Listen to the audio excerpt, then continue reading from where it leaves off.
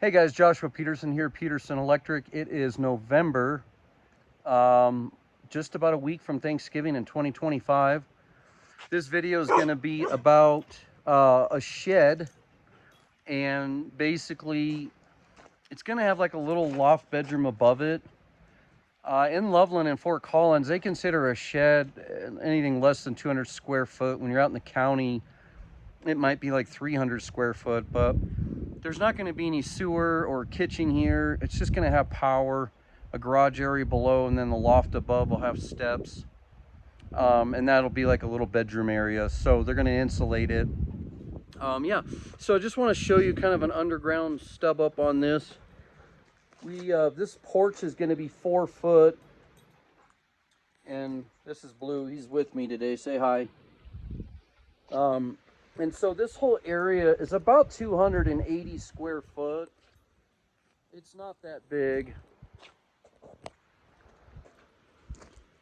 We did a stub up over here, right there. Put that in 2 weeks ago, and a stub up there. We came up to cut out the conduit. The service is over here on the house. So we're gonna go overhead again and then come across and come down over to there. And so we have a conduit there. There is a 4 foot porch there. And that's kind of how it looks. So we did a conduit out that way, and then a 3/4 that way. There is going to be a door here. All of this is wall space with some windows. And then there's going to be steps coming down to those steps on top. And so the loft is here. We were worried about the line overhead. And they wanted to heighten that on that pole, but that's impossible. They would have to get utilities to redo that pole. And that's about as high on the service as they could get. And that was done about 10 years ago. So as long as we maintain around 30 to 36 inches from that rubbing, the lower one is telephone. And then the upper one is the power. So they flopped the A-frame of the building to accommodate that. So instead of the A-frame being like this, they turned it, and they're going to do the A-frame this way.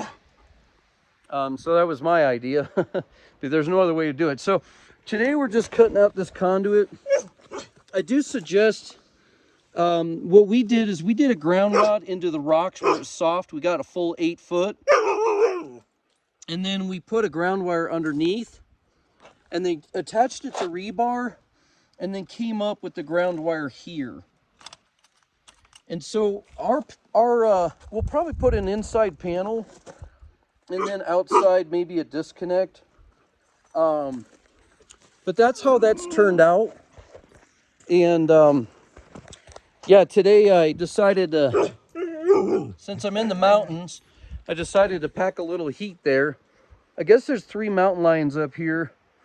2 babies and a mama. I guess they're mature teenagers, and they've already eaten 2 dogs in the last month up here. So anyways, just I'm sorry about the video. Say hi again.